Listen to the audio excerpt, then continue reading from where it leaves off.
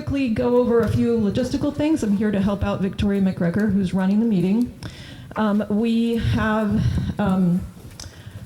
staff and the mayor are here to present to you the latest news, updates, information, and initiatives and programs that have been going on. It's a highlight, it's an overview. So the way these meetings are set up to run is it's kind of like a little living community newspaper. We're giving you some updates. We're not going to go too deep into any particular topic. After each presentation, we've scheduled time for about 1 to 2, maybe 3 questions, depending on how quick they go.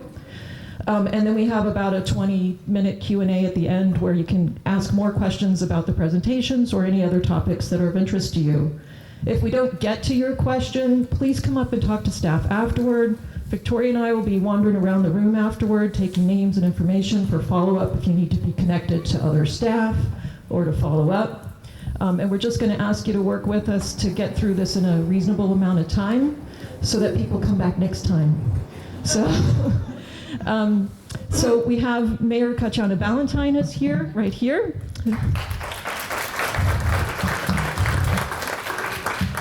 We also have our Ward 3 councilor and our current City Council President, Ben Ewan-Campen.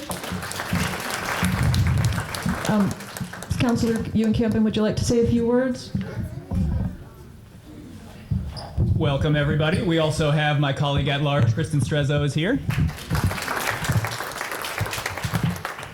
So I see a lot of familiar faces and also a lot of folks who I've never met before, which is extremely exciting. So thank you all very much for being here. I'm Ben Ewan-Campen. I'm the Ward 3 City Councilor. The meeting tonight is, I love these meetings because they're a chance for all of us to hear directly from department heads, from city staff, from the mayor's administration. But I just want to also introduce myself and my colleagues so you know that you can reach out to us at any time on any issue. We are working on a ton, and we help constituents with issues big and small. So please reach out, email, phone, whatever. And I'll be here till the end of the meeting tonight, so feel free to grab me after the meeting as well. Thanks everybody for being here. And I guess I'm introducing the mayor. Kristen, you want to say a few words? Is that okay? Go ahead. Sure. Just a brief, because I defer to my ward councilor. So yes, I'm one of the city councilors at large. I'm Councilor Kristen Strezzo. I love seeing you all in person, and this is great. I'm doing something a little different this year. Number one, if you have children, I brought some crayons and some markers for the kids to color, or if you feel like coloring in your adult, that's totally cool, no judgment. I have some unicorns there. Also, I have an anonymous comment box that you are invited to put your suggestions, ideas, things that you don't want to say in public or feel like you don't need to really say out loud. You are welcome to write it down and stick it in the little unicorn box that's next to the crayons at that table with the coloring sheets. I will be sharing it with the ward councilor and the administration, but of course it is anonymous. Topics that you'd like to discuss, topics you'd like to see more attention focusing on, that the city's focusing more on. It's your comment, it's your suggestions, just throw it in there. Thank you so much for that, and also you're welcome to talk with me after, and always happy to connect. Thank you so much for being here. So just want to share one more thing with you, is that we think of these meetings as a gateway meeting. It's like we think of them as a gateway to civic activity. So the hope is that we give you a little bit of information about a lot of different things. And if you find things that are of particular interest or concern or importance to you, that this is a good way to figure out where are the meetings, where are the public processes, who are the people you need to talk to get more involved in those things. We won't be able to workshop everything in detail here. We're hoping to give you an overview, and hoping that it'll lead to more engagement. So with that, I'm going to pass it to Victoria McGregor, who is the coordinator of these meetings, and she's going to do some quick updates. Thank you, Denise, and welcome everyone. Before we dive into quick updates, I also just want to highlight our City Hall community meeting email address. Oh, yep. If you prefer to communicate via email, if you have a follow-up question, feedback, or a question about something maybe not covered here tonight, I encourage you to please email cm@somervillema.gov. and we'll direct your comment to the appropriate department. So just one other avenue to get in touch with us afterwards. Okay. So first, earlier this year, Somerville announced its first ever participatory budgeting process, which will allocate $1 million in funds for a variety of city improvement projects. Community members ages 12. Thank you. Okay, thank you. Community members ages 12 and up can now submit ideas for funding online, on the phone by calling 311, and in person at City Hall and all library branch locations. If you visit somervillema.pb, you'll find an interactive map that has ideas that have been submitted so far, and you can leave additional feedback. Ideas will be reviewed by a group of budget delegate volunteers. Applications to become a budget delegate volunteer are currently open, and you can apply if interested. You can apply at bit.ly/budgetdelegateapp, and the deadline for that is Saturday, May 20th. That is also the deadline to submit ideas for consideration for participatory budgeting. Next slide, please. The city and the Somerville Arts Council have launched the next phase of the Cultural Capacity Plan, and that includes a series of community conversations to discuss how we can help arts and culture thrive in Somerville. Conversations are being led by cultural ambassadors and are organized by interest groups such as music, dance, literary arts, as well as identity groups. Events are continuing through May 6th, and you can find a full calendar at somervilleartscouncil.org. A citywide forum will be held on May 23rd at the Armory to learn about themes that resonate across cultural and interest groups. Just some general election reminders. The table on the left-hand side of the slide includes several key dates for the upcoming 2023 election season, including deadlines to apply to vote by mail, tentative early voting dates, and election dates. Now is a great time to review your voting plans and make sure all information is up to date. We'd also like to remind you to fill out the annual city census if you haven't already. Completion of the census keeps you listed as an active voter, which makes for a seamless voting experience while protecting rights to any veteran bonuses, subsidized housing, or other related benefits. For more information, you can visit somervillema.gov/elections. These next two slides are just a quick list of recent affordable housing investments. If you haven't already grabbed a packet of tonight's slides, you can find them in the corner over here. I encourage you to take them home and read through and kind of dig in deeper on that. The city has fully committed all $77.5 million of ARPA funds. Not all allocations have been announced yet, but will be soon. On the next slide, you'll find a list highlighting ARPA investments. If you'd like to learn more, please visit somervillema.gov/ARPA. This next slide, from roadway and sidewalk improvements to sewer and storm drains, efforts to maintain, improve, and modernize our city's infrastructure are underway across the city through Somerville's Department of Infrastructure and Asset Management. You can visit somervillema.gov/construction to learn about ongoing projects and improvements. We'll also be launching our construction letter this week. You can sign up to receive a monthly email to get updates on work across the city on the construction webpage. And of course, we can't talk about construction in Ward 3 without talking about the Spring Hill sewer separation. The Spring Hill sewer separation project is well underway and is part of a series of projects the city is undertaking to reduce water pollution, address flooding, and modernize Somerville's infrastructure. Underground improvements include new water mains, drainage structures, and restoration of existing sewers. Above ground, you'll find mobility improvements such as traffic calming, cycle tracks, and new sidewalks, and green stormwater infrastructure like irrigated plant areas, bio-oriented basins, and trees. A community meeting was held earlier this month, which gave progress updates from this winter and a look at what's to come this spring and summer. So I encourage you to visit the project website at somervillema.gov/springhill for construction updates, street-by-street improvements, and to watch all previous community meetings presentations. The Mayor's Summer Jobs Program is currently hiring Somerville teams to work this summer. The commitment is 20 hours per week starting in July. Schedules vary by employer, and you must be a Somerville resident to participate. The applications are due this Friday, April 28th, so if you have a team looking for summer work, I encourage you to apply.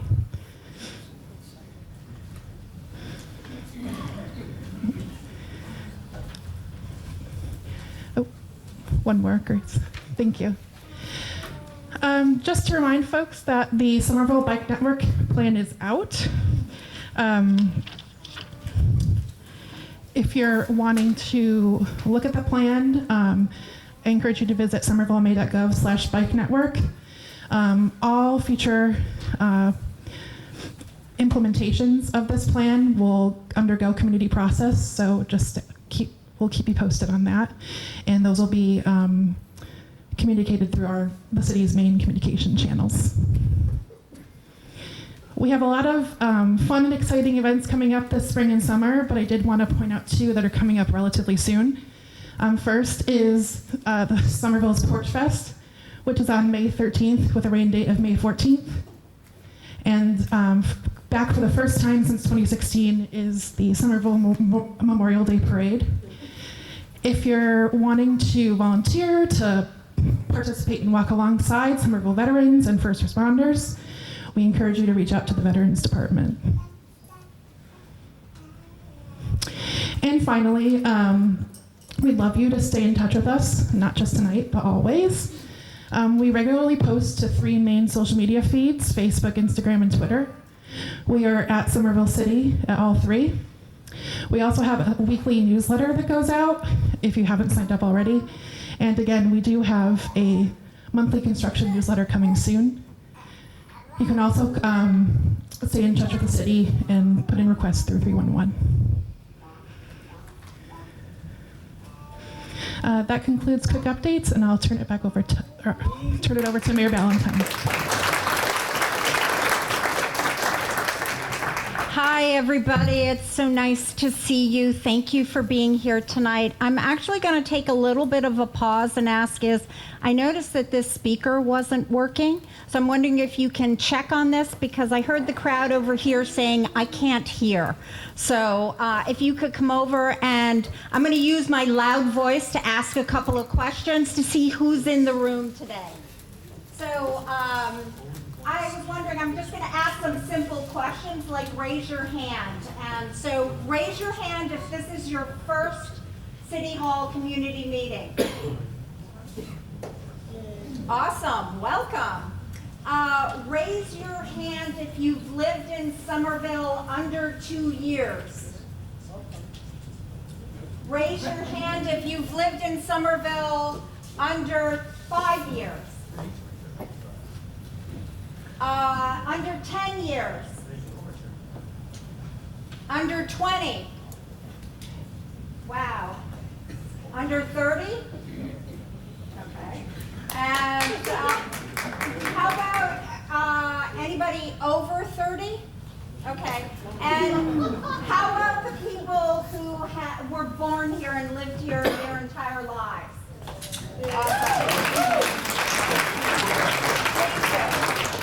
I still don't hear the speaker work. Well, I'm talking, but can you check on that?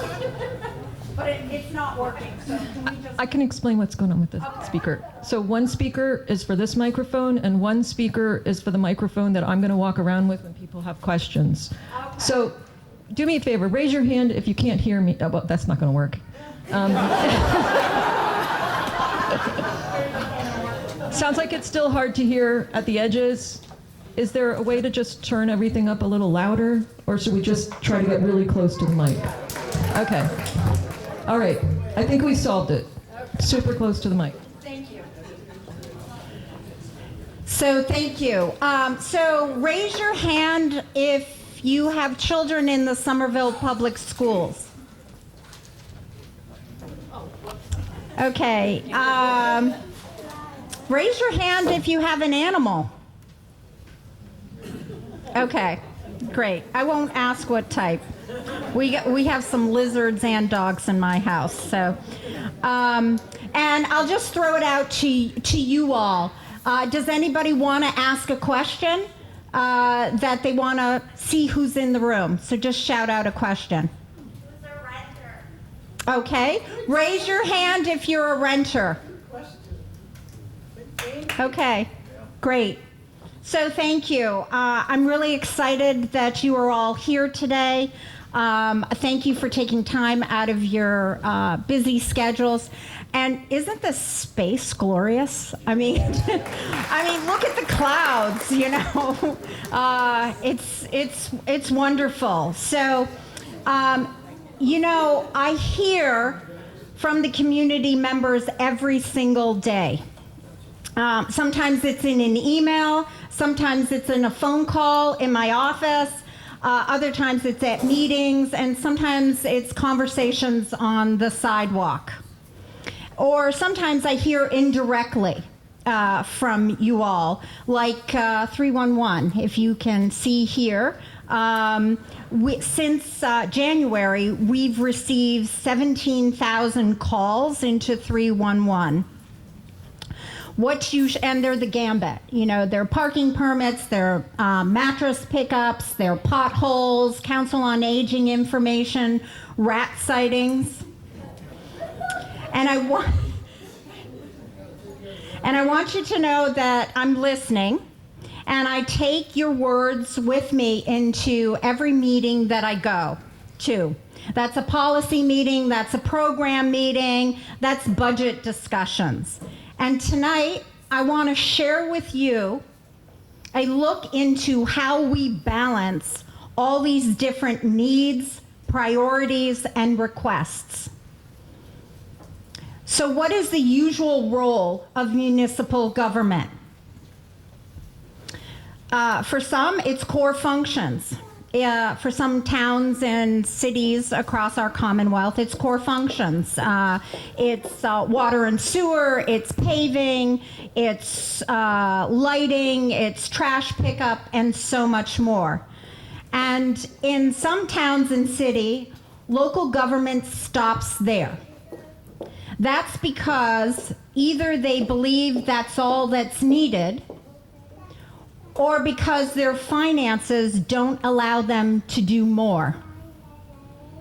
In Somerville, we believe we can and we should do more. And we've been finding really creative ways to do this. And the emphasis here is on creative ways, because not all and most cities and towns do what we do. We have a strategic plan that's called Summer Vision that highlights our ambitious goals and the visions, and it was created by our community together. And that's why, in addition to basic services like street lighting and trash pickup, we've invested in housing programs, climate change action, Vision Zero, a pollinator action plan, and so much more. I could have filled up this entire slide with so many of the current projects until it was completely covered, because we are always aspiring to do more in Somerville.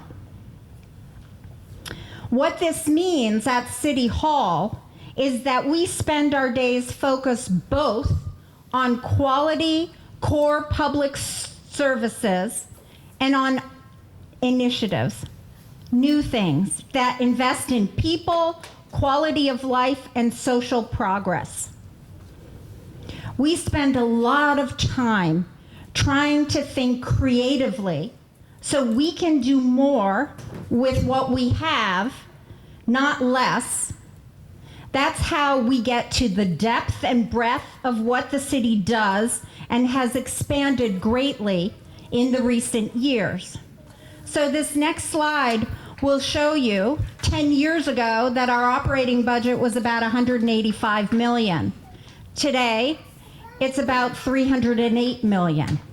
It also shows you the work chart, which is about, on the left side, is about 24 departments. And right now, 10 years later, we have over 60 departments.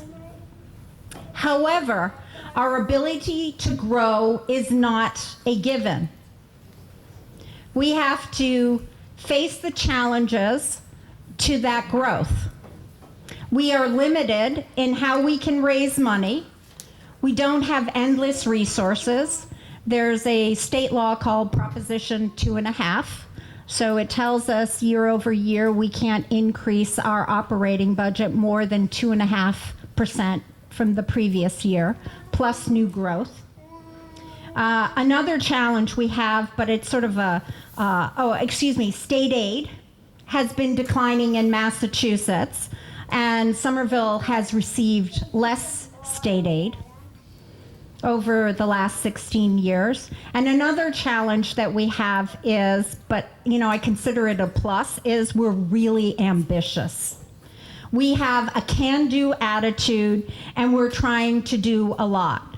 So we have multiple once-in-a-generation projects at the same time here, such as Somerville Ave, the high school, which is nearly done. We're going to have a new field here, Assembly Row.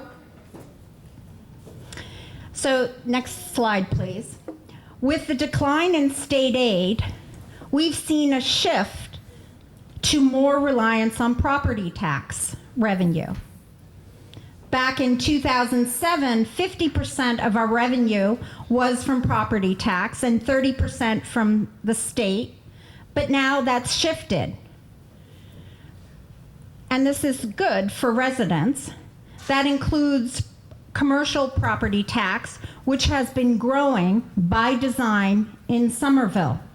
Next slide, please. And this is what it looks like.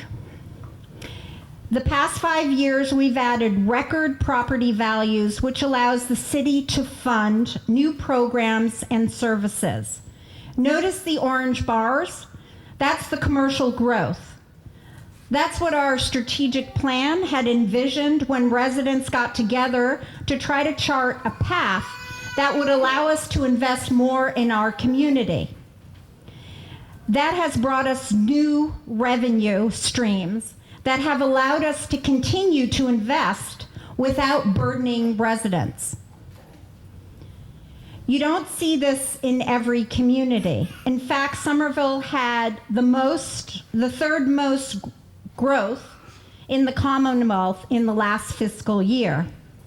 So the biggest impact that we can have on the people who live here is by adding and bringing in new revenue, which for Somerville has been the commercial. And it also, if we bring in commercial, it means that it creates new jobs for the people that live here, and it allows us to do more for our community. Next slide, please. But we've also had to seize some opportunities for overcoming the challenges that I mentioned earlier. For one, we've been investing in our community by drawing outside investments to diversify our tax base. We're also in a good financial position currently because we've carefully managed our revenues over the last 2 decades with the help of certainly my predecessor, the financial staff, the city council, in establishing healthy reserves. We've been able to use these in support of residents and to garner lower borrowing rates. And finally, another strength we have is you. We can do more because our community supports investments in areas like infrastructure, social services, the schools, housing stability, investments that lift everyone up. Next slide, please. Here's a sampling of some of those investments over the past decade and this past year. We now have an Office of Housing Stability, a Department of Racial Social Justice. And when I say an Office of Housing Stability, I'm not just talking about the token one person, but I'm talking about 5, 7 staff there.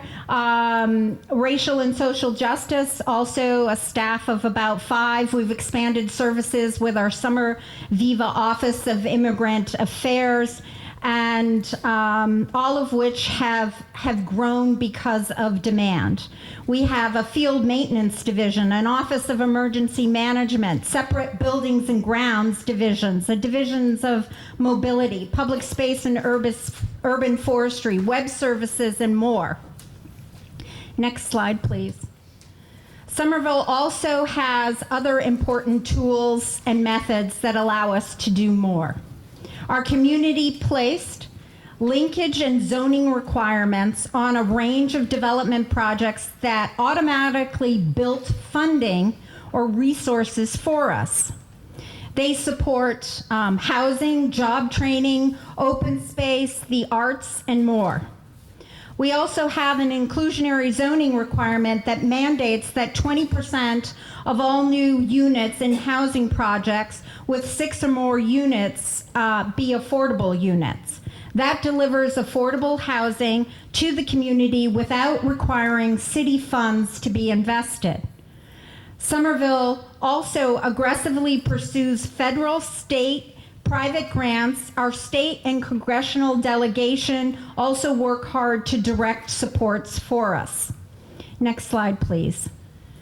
For an example on how this adds up in one area, let's look at housing.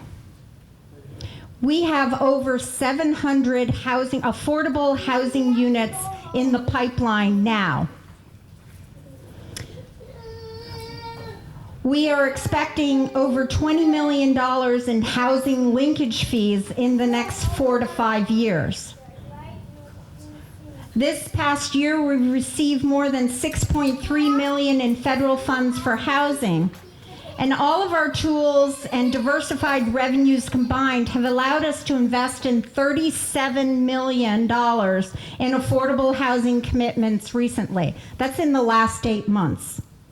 Some of these programs are groundbreaking for Somerville, including First Ever Municipal Voucher Program that will provide some stability for our most vulnerable renters, and our acquisition fund, First Ever, that will allow the Affordable Housing Trust Fund to jump into the market and compete more easily to buy land and buildings that can be repurposed to affordable housing projects. Not every community can make these kinds of moves. Next slide, please. The ACE Arts and Creative Enterprise set-asides, it's known as ACE, is another interesting tool our community created.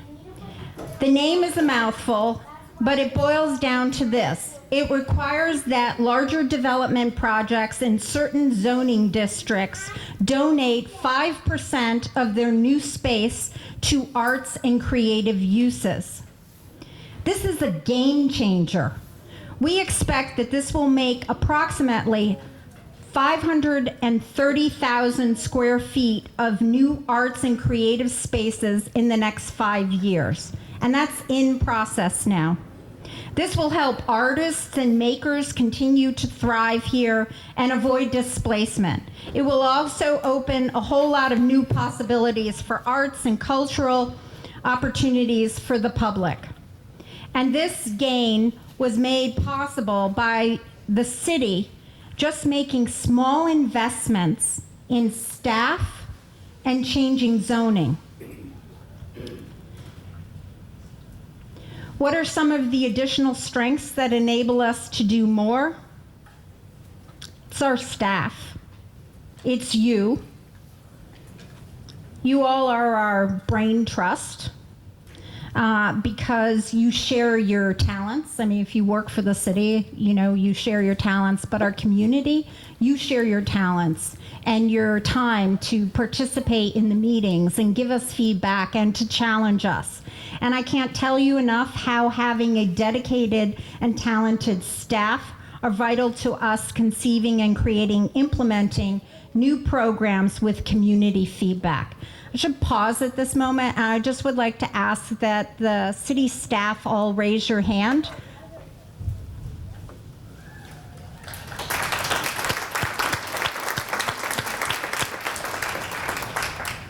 Okay, now I'm going to move back to the core services. Here's an example of a new idea that's getting us more for our dollar.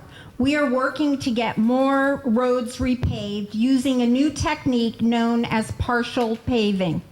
This means we pave only the travel lanes and not the parking lanes. By doing this, we can increase the number of streets that we pave. Cambridge is using the same approach. I know some of you are not happy about this method, but it helps us stretch our resources so we can do more.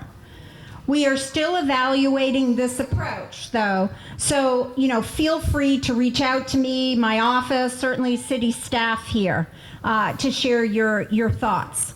Something else we do to be more efficient and cost-effective is paving, coordinating our paving schedule with underground utility work. If we hold off and we know what the utility plans are and the dig, it shifts some of the costs to the utilities who are required to repave after they're digging. So our paving budget stretches further. And of course, since I brought up roads, I'm sure potholes are on many of your minds. So just as an aside, I'll note we are working aggressively to patch holes right now. We usually do a big push in the spring, and as of Monday, they've paved 1,400 or filled 1,467 holes. The average is about 1,500. We were slowed down during the pandemic, but we're looking to ramp up to get to that 5,000 a year. And last year, they increased potholes filled by 82% over the previous year. Okay, next slide. First, the city was out front. I want to let everybody know. We were out front in hiring a rat czar, otherwise known as our environmental health coordinator. Some years back, you may have seen recently that New York City hired their first. So we were ahead just because of our creative staff and also listening to you all. And I would like to say, Colin, would you please raise your hand? Colin Ziegler. Our environmental coordinator, who's here with us tonight, launched the first phase 1, in our Smart Box program pilot last year and spoke about it at the fall meetings. The quick update is that it's a success with over 1,000 captures. Phase 2 of the program has been expanded to Union Square and Lincoln Park. We also continue to explore new methods of rodent control that does not use rodenticide. Did I pronounce that properly? Okay, you guys got it. Okay. How to make them available to the public through residential assistance program, which is also an unusual but an effective approach. You won't find a residential program like this in most communities, but we found that if you invest in helping private properties where rodents are active, it can help the whole neighborhood. We've had 273 requests for residential assistance this year through March, so in the first 3 months. Meanwhile, we're exploring the expansion of the rodent control focused positions in the coming budget. Okay, another core service area that we're focused on is legacy infrastructure challenges. We have an aging water and sewer system under our streets. I'll tell you, I live up in the Teal Square area, and I did ask in Teal Square the shutoffs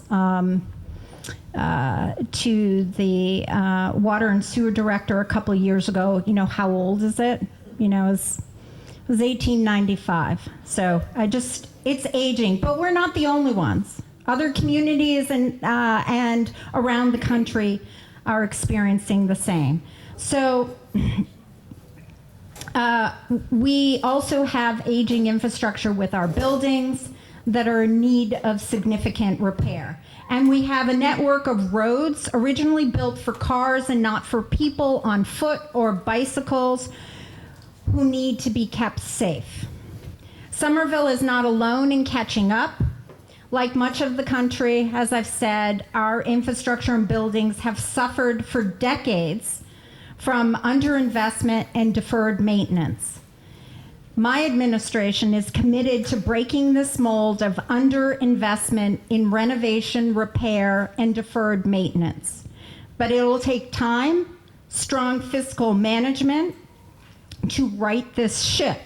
So we are working with purpose to tackle these issues through thoughtful and sustained investment and planning. Next slide, please. We can not only look backwards at our legacy challenges. There is new layers of infrastructure updates, which is our commitment to sustainability. We are now, or I should say we must, include planning for climate resiliency and impacts our investment. Reducing flooding impacts through gray and green infrastructure, for example, is essential to helping protect our homes and our businesses. Next slide, please. We are taking this monumental challenge via two core approaches: strategic planning and investment, and a new approach to maintenance. On the planning side, we've recently undertaken a comprehensive effort to carefully chart out new investments in our schools, in our fire stations, our below-ground services, city buildings, and more. To explore that plan, you can visit our website, somervillema.gov/CIP. While we tackle problems of the past and plans for the future, the city, however, is also taking a thoughtful and innovative look at how to make much-needed improvements right now. We know that major renovations and construction projects take time, and we need city infrastructure to serve the public safely while work is planned and completed. So our capital projects team is currently stress testing equipment, assessing vulnerabilities, starting in our schools. Somerville has not been doing this for the past 20 years. We started this year. This is just a quick list of infrastructure projects currently underway or in active development. Planning and review. Somerville Ave Utility Streetscape Improvement Project underway. Spring Hill Sewer Separation underway. Somerville Ave Poplar Street Pump Station construction. Powderhouse Boulevard and Alewife Brook Parkway intersection. Pearl Street reconstruction underway. We just submitted letters of intent to the Massachusetts School Building Authority for the Brown and the Winter schools to begin the process of either renovation or rebuilding. We also just released a bike network plan which accelerates investments in Vision Zero infrastructure. And finally, there's the Highland Ave sewer separation and streetscape redesign. But as we do these core service works, investing in our physical resources, I want to close with a brief overview of additional work we are doing in Somerville to invest in our people. We upped our climate action plan and we launched an update to this plan this week. Last year's budget had a historic 10% increase for schools, which was very important to me, especially with the youth and what they experienced coming out of the pandemic.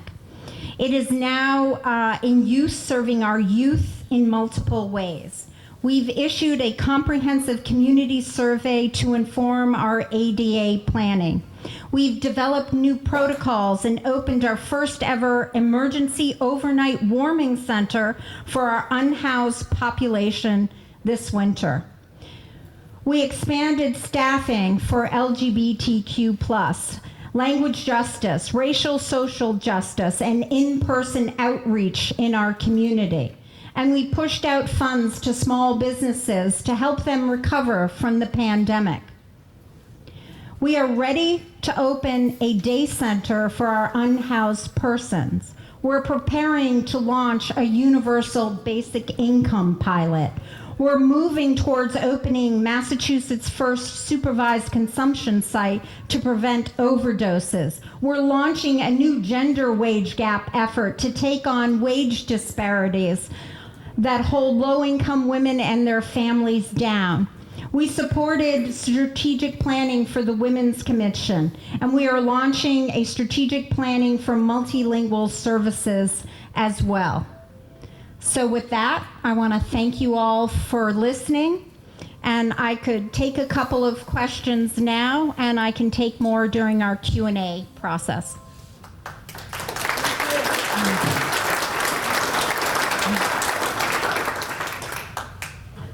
The gentleman right here. Does the drop in state funding correspond to what has happened to other communities, or is it also a function of the general health of Somerville's finances? That's a great question. I think to give you a really technical response, we're going to have to get the gentleman's contact information. I believe it's probably a combination of the both. Thank you. Next. Okay. Thank you. Oh, the lady right behind you, Denise. So just a quick, I saw that you mentioned the UBI, the Universal Basic Income. Yes. And so you said it's a pilot. I'm just wondering in what sense that we're looking at that, and is there more to talk about on that, or what group or I guess department is really looking at that? So thank you. We're working with the UMass Collins Center on that. We are going to launch it. So it's a consulting group. You know, it's through the Collins Center. So they've been helping with us on that. We are, they are setting the parameters. So the goal was to identify the income areas that are most in need, sort of overlay census tract to make sure that we're really targeting people who need it most and who could use it. So honestly, we're in still the discussion phases. They're going to come back to us very soon with identifying, I think the group that they're going to reach out to is about 12,000 that fall in the, I'm forgetting now, is it 100% of the AMI, or I forget the exact number, or 120% of the AMI, and it's about 12,000. No, excuse me. I think it's 50%. Do you know? Do you remember? Yeah, I'm sorry. I'm getting my numbers mixed up from something else. So it's 50% of the AMI, which with a family of 3, I think they were that's about $46,000 a year, and I think the one person was that they were looking at was around 27,000 or low 20,000s. So they're targeting about 12,000 people. The exact outreach plan is still to come with us, but we're looking to start that in the next couple of months. Thank you. So, and I was going to say that was the gentleman back there. And I'm going to be here. We'll have Q&A, so I'll just take this last question right now. Hi. Thank you. I just got in. It's technically in Ward 2, but Conway Park serves a lot of kids in this area. It was officially opened twice by the past administration and this one, but it seems to be closed all the time. I have a 14-year-old kid, and him and his friends, they continue to get hunted out of there. It's an all-weather field. And when I asked my alderman about it, I was told it was a decision between Rainy Road, and the mayor's office. So can you explain why an all-weather field is closed to kids after school? Okay. So thank you for the question. I'm going to see if there's anybody here on staff that can answer that. I don't have the exact answer for you, so I'm going to beg that I'm still a toddler because I'm 15 months old in this mayor, so I can look into that for you and get you the answer. Could we have your contact information? Is there anyone that can answer that question from my staff here? Yes. So I'm brand new, renter of less than a year for Somerville. My name is Sue. I'm the Parks and Recreation Director. My understanding is that it was under warranty for a whole year. So now that I believe the warranty will be up in the next month and we'll be able to open it on the regular. It is a competition field. It is an all year round field. However, we had to wait for the warranty to be completed before we could go ahead and open up our doors 100%. So that's my understanding. Again, I'm learning and I'm still on my toddler stage as well. If you have any further questions, we will be, like I said, we are going to be opening up on the regular. We have it permitted every day after 3 o'clock for soccer and baseball and ultimate frisbee and all sorts of other things. But after 3 o'clock, it is permitted every single day. So if you don't see anybody on the field, call me because they should be using their permit if they permitted it. So anyway, my phone number is in the book, and we have sunglasses and pens and pencils. So go grab them. Wonderful. Thank you, Sue. So you want to do another one? Okay. Okay. Okay, great. Thank you.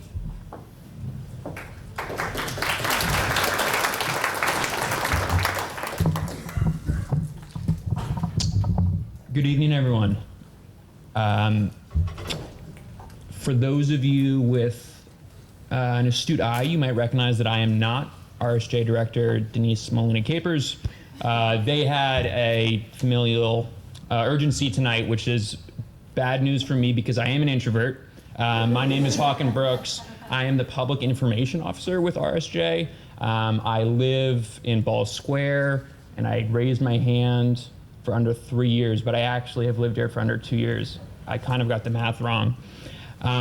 We have a lot of exciting stuff going on, so I think we should just get into it. As many of you might know, a couple of weeks ago, we closed our Public Safety for All survey, which is a really comprehensive, which was a really comprehensive survey collecting feedback on a wide range of things from policing to issues like rodent control, crime, safety, etc. And hold the microphone. I can hold the microphone.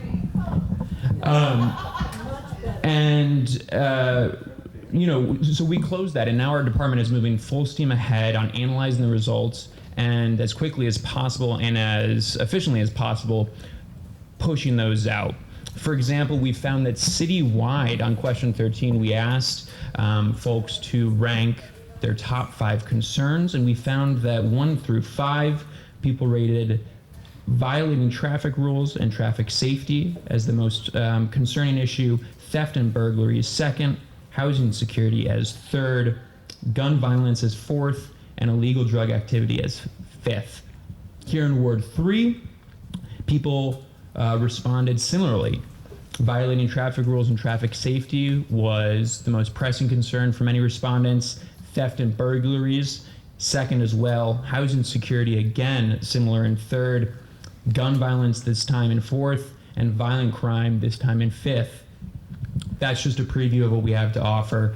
And I'm excited to say that as we continue to analyze these results, they will be delivered to the Public Safety for All Task Force, who is the group that will work with that survey and that study, as well as other independent research subject matter experts to later this year make policy recommendations to the mayor on a number of public safety issues. Speaking of which, our department would also like to share updates about our various task forces, one of them being the Public Safety for All Task Force. As we speak, the selection committee is finalizing its recommendations for members, and RSJ staff at this point are finalizing background checks and reference checks. And this week, next week, maybe no later than 2 weeks, we are going to be letting everyone know if they were selected for the task force. Equally exciting, maybe even more so, is this week we convened our civilian oversight task force for the first time. 14 members, consisting of a large group of constituents and neighbors here, as well as some subject matter experts, professors from neighboring colleges, a city councilor as well, and then local service providers. A really strong group, and over the next approximately 6 months, they will be working full steam ahead on everything to do with civilian oversight. So we're talking about defining the powers, the composition, the duties of a civilian oversight entity that is sustainable and long-lasting for this city. And I'm excited to say that we will be sharing, as will the task force, updates very shortly about that work, about events and opportunities to share your thoughts, to share your expertise, to share your lived experience with that group. Moving on, I also would really like to touch on the anti-violence working group, which the mayor mentioned as coming down the pipeline. Today, we've extended the deadline to apply to Friday, May 19th. And this is, I think, in Denise's stead. I'm going to try to be very energetic, but Denise will be very energetic up here right now. This is a really important group. And the next slide has a QR code for people to apply, but I also have two of my coworkers here tonight, and I'm over there, and I would encourage you to come talk to us about it. This is a group that's going to work closely with experts from the Urban Peace Institute, which is a nationally recognized nonprofit that focuses on crime reduction and prevention. And this working group is going to be hopefully a broad coalition of Somerville community members, folks who live here and work here, who make the city what it is, and who have the lived experience that can help inform policies and initiatives that tackle crime at its root and prevent crime starting now. And so again, that application deadline has been extended to May 19th. That's about 3.5 weeks. So 3.5 weeks, you can apply online. There's also instructions to apply in person, physically, or via the mail on our website. The Youth League is a group of Somerville youth who have been working with the RSJ department and a group of Harvard graduate students in their education school. I'm excited to share that this week, the Youth League is actually going to be going to Harvard and presenting the findings from a study that they conducted on gentrification and displacement in Somerville, the emphasis of which was focusing really on the youth perspective and the youth experience. So asking their peers at school, the survey was conducted through their school, about experiences with gentrification, cost of living, rent, housing security in Somerville. And shortly after they present to Harvard, the RSJ department is going to schedule a time for them to present to the community as well.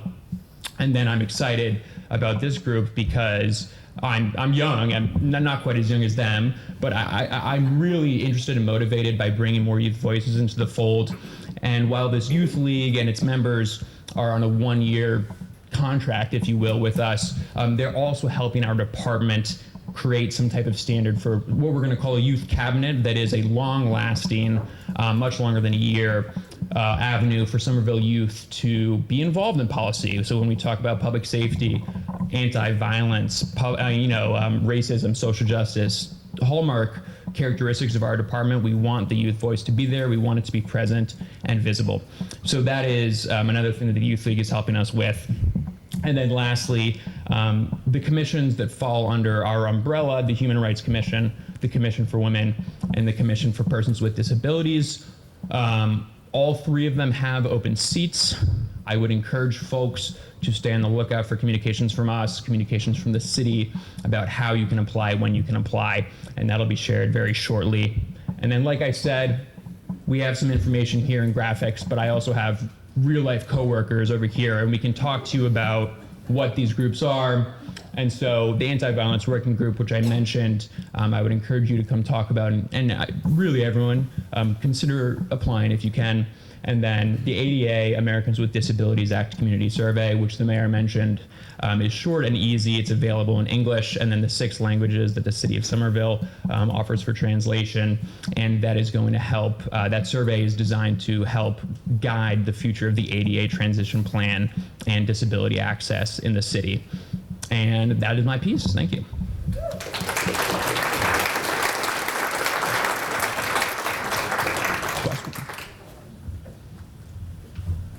We can take a couple questions for Hawken. I think there's one over there, deep in the corner. All the way in the back.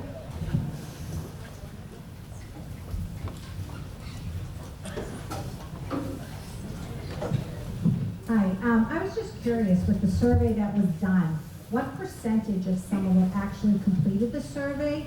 Because when you look at the gun violence in Somerville since 2020, I think that it was 49, and I'm surprised that that's not higher. I was just curious, what percentage of Somerville actually completed the survey? I don't have that. That is a great question. I don't have that number off the top of my head. I would love to get your information and I can share it with you. Our department's working right now with Somerstat very diligently to analyze the results and produce a report for everyone. And I'm regurgitating what I've been told, but according to Somerstat, the Public Safety for All survey was both one of the most widely responded to surveys in Somerville surveying history, and then also one of the most representative on a word-by-word basis and citywide representative surveys, again, in Somerville surveying history. I don't want to speak out of turn, so I'd love to exchange contact information and I can follow up about how many people took it. But I think that we're very proud of those two those two takeaways, which is a high response rate and a representative response rate citywide.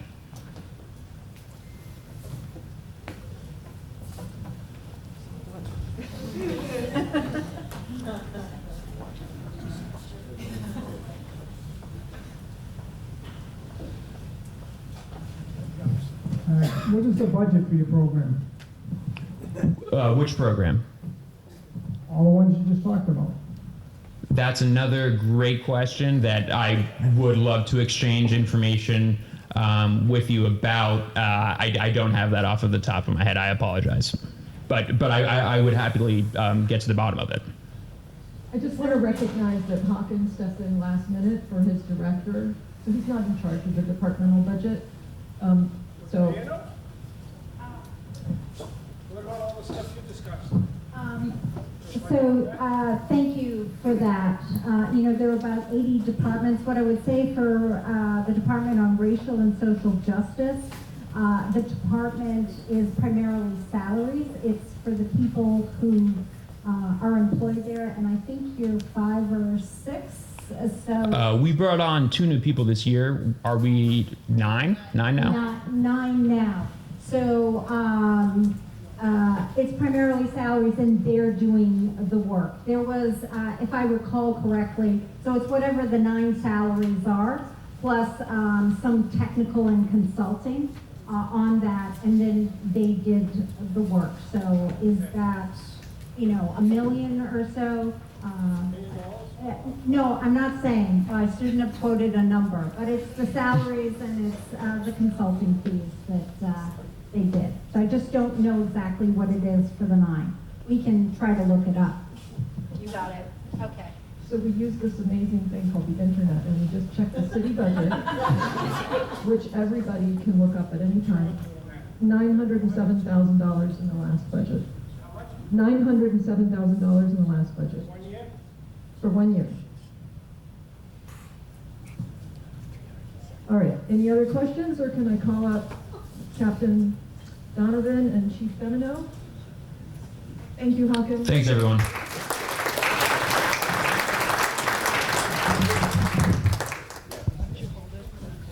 I can't do 2 things at once. Okay. I'm kidding. Good evening, everyone. Yeah, good evening, everyone. So I know that there's been a lot of data that's presented. I'm the one that has to come up and now explain where the crime is and going on in my mouth. But before I do that, probably other than Tom Bent and Nick Salerno, probably the only two that I see out here that were here in 1984 when I first joined Somerville PD. And I know that a lot of people here I saw in the last community meeting last fall. But so what we're trying to do this time is to give some updates on citywide crime and then compare that to Ward 3 specific crime. You're going to see here a citywide Part 1 crimes, which is listed down here. It's mostly your more serious crimes. It's up 7% over 1 year, 20% over the last 2 years. In the past 12 months, it was probably the highest level seen in 5 years, but it still remains lower, and I think that's important than some of our jurisdictions that surround us. So that's important to note. Domestic violence, after the previous rise, you see that little clip that's up there. Domestic violence has decreased 17%, and over 1 year, and decreased over 2 years, 6%. Part 1 crimes.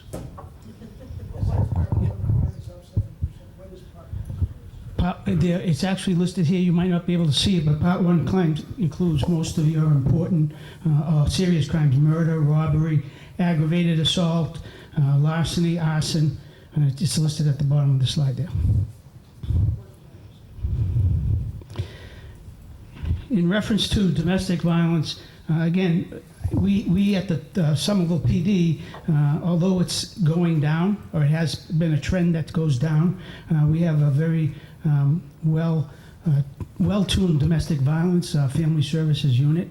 So I would encourage, we have pamphlets at the back of the room for afterwards in 3 different languages that offer services both for mental health, domestic violence, and substance abuse. So make sure you can grab one of those on the way out. Next slide. Turning to Ward 3 specifically, annual Part 1 crime again has increased 35% over 1 year and 18% over 2 years. One thing that I would caution you, when you talk about percentages, it could be deceiving. When you say 35%, what does that really mean? That means 29 incidents equates to 29 more incidents from the year before. The primary driver of all of this increase, with the exception of a very small uptick in aggravated assault, property crimes, car breaks specifically, theft from motor vehicle theft parts, a lot of airbags, catalytic converters, and residential and commercial burglary in Ward 3 have decreased slightly. So what do we do about it? I guess that would be the question that a lot of you might be thinking about. What do we do about it? So we have a crime analysis unit. It's composed of a senior crime analyst and a second person, and they're continuously on a daily basis looking at what crimes have occurred over the last 24 hours. They then put that data together in what we call a crime bulletin, which is then received and communicated to the patrol officers. Those officers that are working in the particular area here in Ward 3, in this instance, would then shift their time that they're patrolling into those areas during the time that trend is occurring. For example, if we see that the motor vehicle catalytic converters, theft of catalytic converters is happening in the midnight shift, then we'll start having those units go in those particular areas between 12 and 2, and then again like between 3 and 5. That's usually the time frames. So that's one thing that we do. The other thing that we started probably about 2 years ago, it's been going on for a number of years, but we have now tried to put an emphasis on it, is what we call a park, walk, and talk program. So during the day shift, during the evening shift, officers allocate a certain amount of time during their shift to park their cruisers, get out to talk to the business owners, get out, talk to the residents, engage into the community. The idea being to educate them as to what's happening here, and to remind them to call the police department if they see any suspicious activity. This 6-month select property crime, we chose to put that in there because last I wanted to show the difference between last fall when we had the community meeting in Ward 3 as compared to what's happening over the last 6 months. So there's been 8 incidents of motor vehicle thefts, 7 bike thefts, 7 car breaks, package thefts. Some of these incidents are seasonal. You have a lot of package thefts around the holidays. Next slide. I know that someone brought up the gun violence, and I know that's a topic in Somerville. This would give you some statistics. I'm not sure if this side of the room can see that. We've had 49 confirmed shots fired. Over 325 rounds have been fired. I'm sorry, I misspoke. It's 49 confirmed shots. So that's when you go to the scene of a reported shots fired, and it's some type of whether it be a witness or physical evidence shell casings, which is the rounds. Okay. 12 individuals have sustained gunshot wounds, 1 who lost their life. And again, the question is, what do we do? So, you know, our criminal investigation division consists of a number of detectives, and they collaborate with the other jurisdictions surrounding us, whether it be Cambridge, Malden. A lot of this gun violence is gang affiliation, gang related. We know that, but they have, over the last, since 2020, I believe it is, that those figures are there. We have identified, located, and charged 30 individuals in some of these previous shootings. That's not to say that other jurisdictions where these kids are coming from, where these shooters are coming from, have not identified and charged additional people in their jurisdictions. But we've recovered 40 illegally possessed firearms during these incidents. But we're also trying to take a prevention approach. I failed to mention earlier, but everything that you saw with the RSJ department, I've been meeting with Denise Molina Capers since the day she started working, almost on a weekly basis, just about weekly. And a lot of the programs and initiatives that are coming out of there, we, with the police department, are supportive of, and we're working with her in conjunction with the RSJ department to put forward some of these plans, these task force. We participate in that in order to look at what policing will be in Somerville in the future, that reimagining policing concept. What do you want policing to be? And as I stated, we looked at increasing our park, walk, and talks, increasing deployment of services of patrol. When we have that crime trend, I'll use the gun violence as an example. If the gun violence is happening in a particular section of the city, we'll divert other cars, other ward cars. If it was happening in cars, for instance, Ward 4, where the Mystic Development is, we would shift our resources down to that area for saturation type patrol, and then we'd return to their areas if they had a call for service. So we're trying to move away from like a ward system per se. That's used more for reporting purposes because of the reporting districts. But we're trying to do what we call an incident-driven response, an incident-driven deployment plan. So we have been doing that now for almost 2 years. Next slide. Sexual assaults, I'm not going to go through this whole slide. There were some questions on sexual assault. Again, there's a handout that I'm going to leave in the back of the room with this information. But I did want to just bring out a couple of points. There have been 5 more incidents of sexual assault reported in 22 compared to 2021, and 17 more compared to 2020. Reporting sexual assaults to the department. Our department has now pledged Stop by Believing Police Department in conjunction with the Boston Area Rape Crisis Center. And our investigators who are assigned to specifically sexual assault investigations are specifically trained and certified in those types of investigations. So we have a victim witness advocate that works within our family services unit, and so that if in fact you find yourself a victim of whether it be a sexual assault or domestic violence in any way, shape, or form, you shouldn't you shouldn't be hesitant to call or to report that to the police department. Next slide.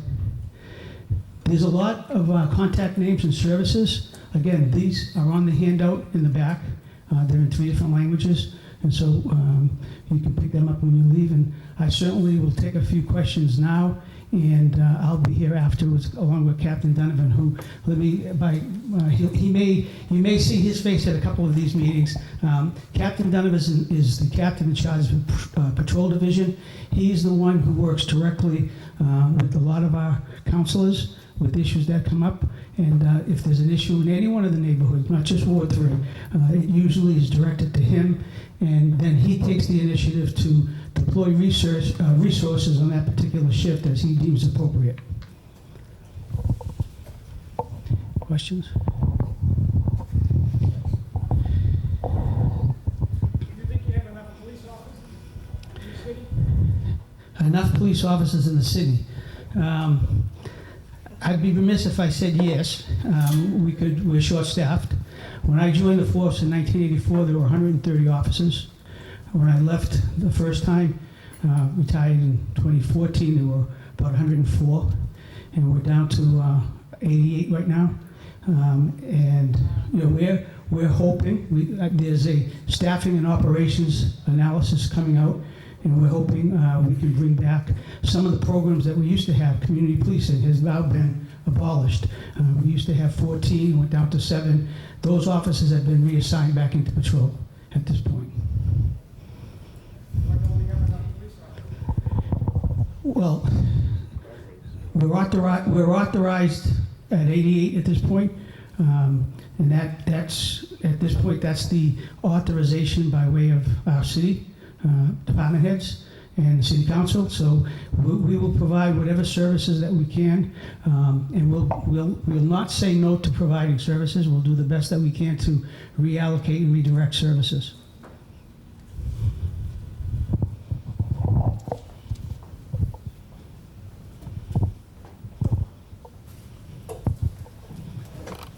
There's been a lot of discussion about police staffing on Prospect Hill recently because there's been a rash of car break-ins and airbag thefts and things like that. Somebody on the community list said yesterday that there's only 8 police officers on the overnight shift citywide. Is that true? There's 7 police officers. 7 police officers Well, citywide? that's officers in the patrol vehicles, but there's two additional officers that are assigned to the station. That just sounds really low. So I'll be here after the meeting along with Captain Donovan, so I'm going to turn it over to the next speaker.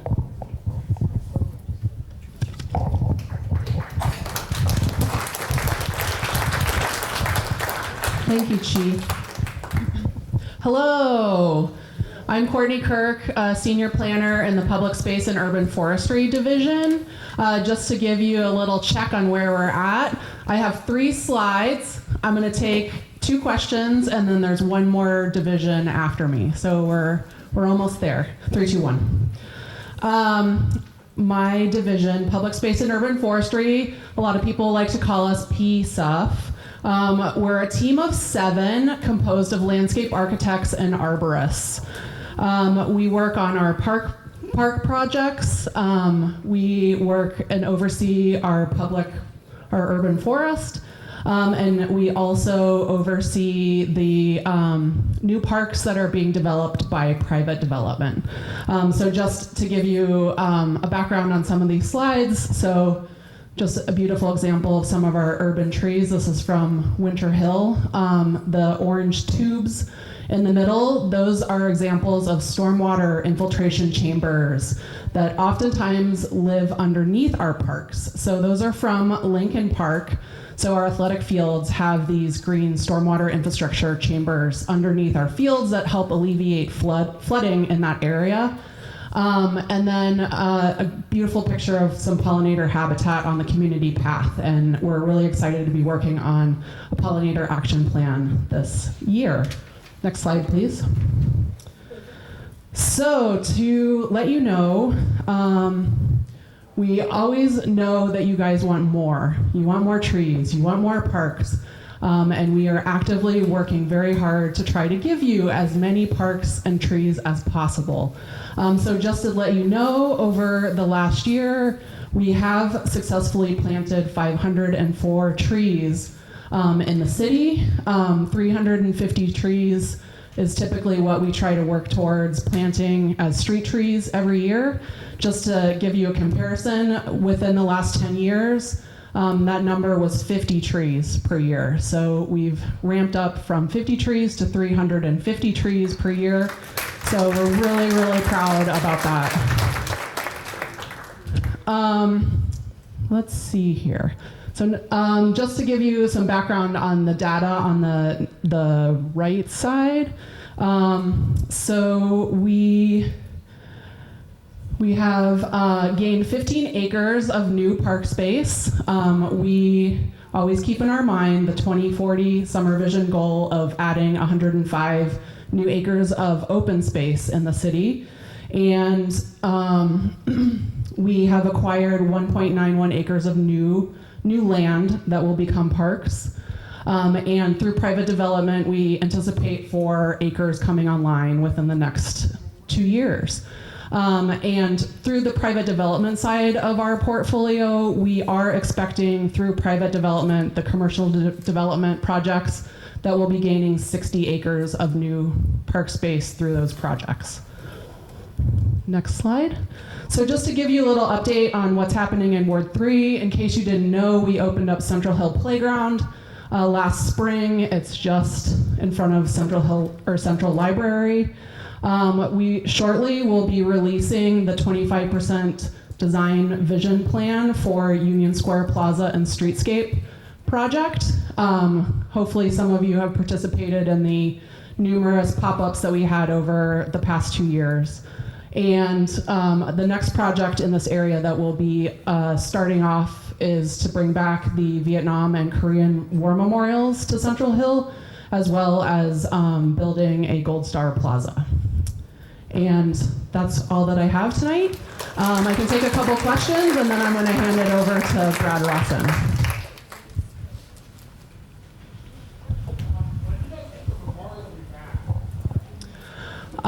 So I'll be the project manager for that project, and as soon as I can get a bid set out, we will go seek a contractor to build that project. So really, I think realistic, the timeline would be like within the next 2 years. We have the funds budgeted in this CIP cycle, so we should be able to get that going as quickly as we can. Hi. Hi, I'd like to thank, is this on? Yep. Hi. I'd like to thank the mayor and her staff for coming tonight and all the work that everybody is doing.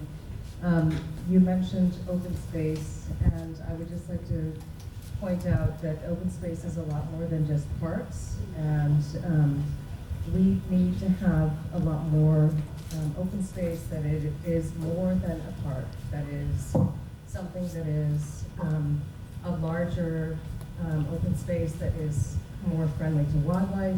All our parks are really geared towards children. I have a child who's almost grown, so I appreciate all the parks that we have, and the city has done a great job at creating those, but I would like the Parks Department to work with the Conservation Commission and really work towards getting better open space that is more valuable to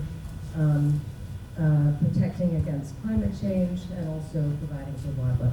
Thanks. Great, thank you. Yes, and we're very excited to be, we just started a couple weeks ago with our Pollinator Action Plan Committee. So part of the result of that project is that we'll be identifying ways that Somerville can be pro-habitat and really think strategically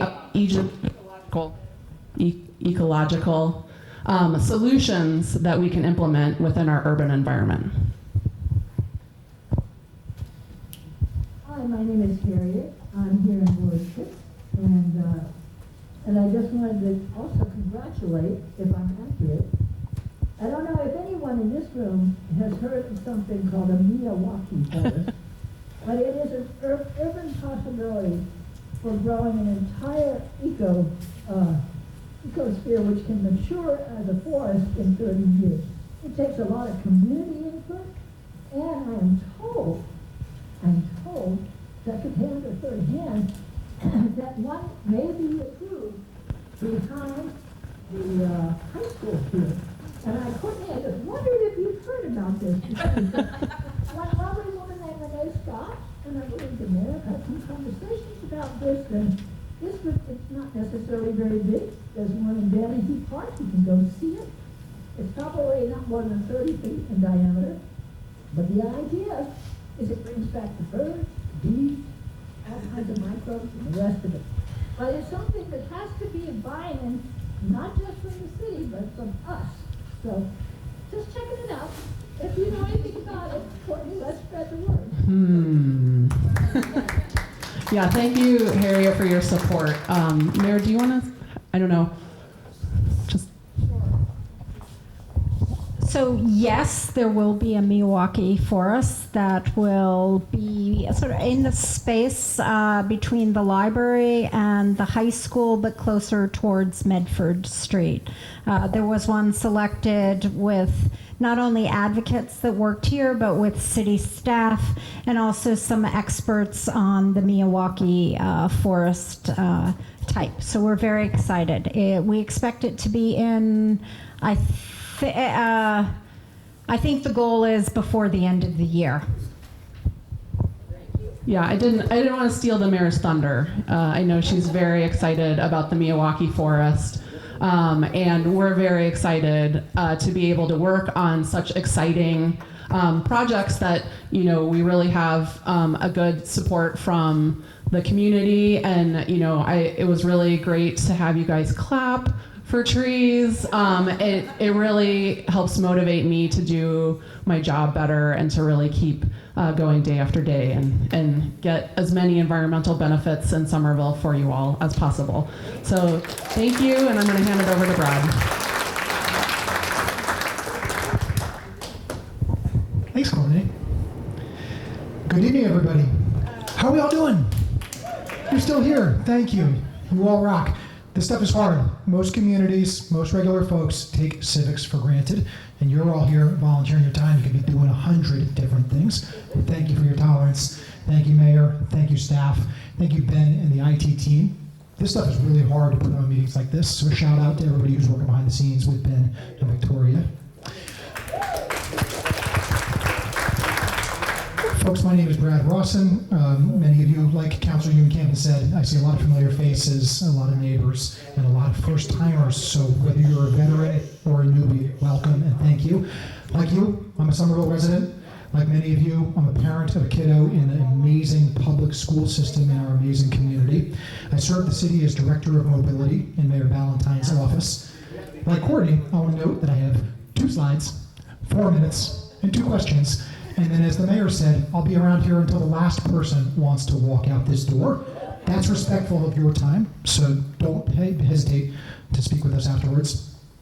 The little team of 8 people that I am responsible for has 2 primary missions. We're going to talk about each of them super quickly tonight. One is that nobody in our city gets run over by a speeding car. Amen. Yeah, amen. Unacceptable. You all have spoken clearly year after year, and we have said as a community, and it's just got reinforced in the RSJ Public Safety for All survey, that one of the top public safety challenges in this community is traffic safety. You need to know that your city is responding to these issues. People have lost their minds and forgotten how to drive and treat each other with respect during the pandemic. The city has responded. 5 years ago, we built maybe 5 traffic calming interventions in all of Somerville every year. You want to know what it was last year? 55. And look, I don't want to pretend that this works for everybody. Plenty of people have beef and don't like speed humps, don't like curb extensions, don't like protected bike lanes. That's okay. You need to know that they save lives. And job number 1 is to make sure that our residents are not run over in the streets. So we will continue to work with you. We will continue to make sure that we minimize impacts of construction. Our first responders need to get where they're going. Our snowplow operators need to be able to safely plow snow. If you want to get involved in these types of issues, there's a couple things on your slide here. Number 1 is an interactive map that you can find to know where we've been and where we're going. You can always advocate for your neighbors, for your street, for your neighborhood. And this is a process improvement that Mayor Ballantyne and Councilor Ewan-Campbell asked us to do We didn't used to have these transparent ways to communicate the projects in our pipeline. One thing to know is that our flagship safety project is something that a couple folks have mentioned tonight, the Spring Hill Sewer and Separation Project. When those utilities are put back together, you are going to see Somerville's best streets. They're actually going to even be better than Somerville Avenue in Union Square. Brian Postowait, our amazing city engineer, Jesse Moose, our amazing construction liaison, are here. You know them. You see them out there every day helping you get through this awful period of construction. But we're almost at the finish line, right, Jesse? We're going to have bump outs. We're going to have raised crosswalks. We're going to have green stormwater infrastructure. We're going to have protected bike facilities. And it's going to be worth it, so hang in there. Thank you so much, everybody. The second thing that you need to do if you want to be engaged in safe streets issues is sign up for the city's monthly Mobility Division newsletter.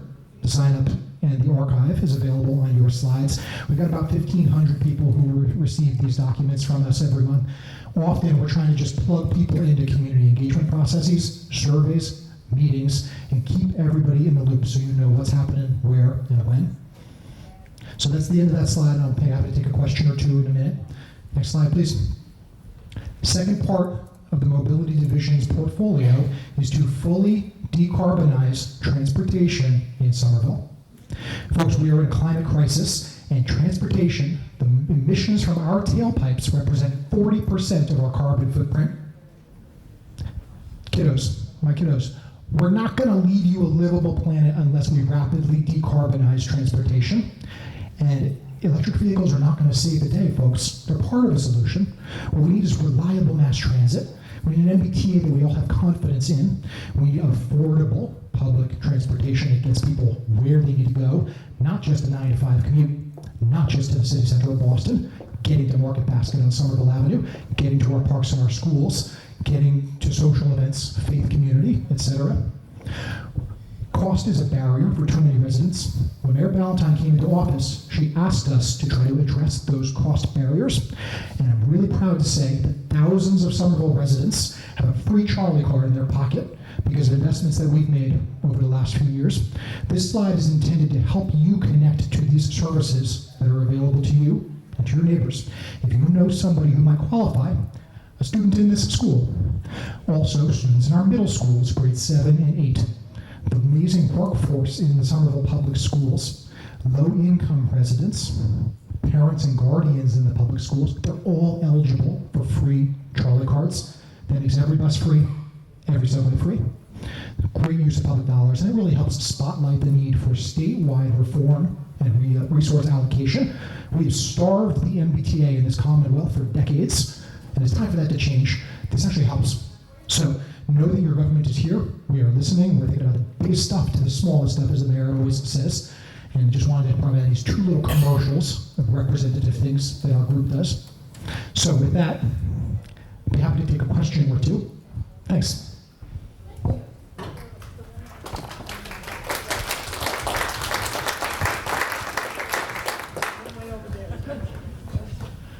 I just someone who hasn't asked a question.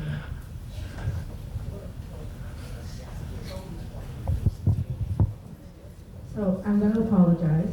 My mode of transportation is a car. So I'd like to know, as the bike path and the taking away of streets for bicyclists, is there any plan to help bicyclists obey the rules of the road? So just in case anybody did not hear, the question was rules of the road enforcement for people biking. The short answer is yes. I want to say very clearly that with the same rights come the same responsibilities. Our police department does a lot of education, and sometimes it's not very popular, but they do enforcement. They'll actually post up in places like Davis Square and watch when bicycle riders do not stop, consistent with Massachusetts law, for somebody trying to cross the street. That's crazy, right? It's unsafe and it's disrespectful. Same rights, same responsibilities. We do education work. We work with local grassroots organizations. We actually have a citywide program. Every fifth grader in the Somerville Public Schools gets a formal bike safety education, talking about lights at night, talking about hand signals, talking about obeying traffic laws, stop signs, traffic lights, etc. So I'd be happy to talk in more detail, but the quick answer is I want to confidently say yes, same rights, same responsibilities. So the bicycle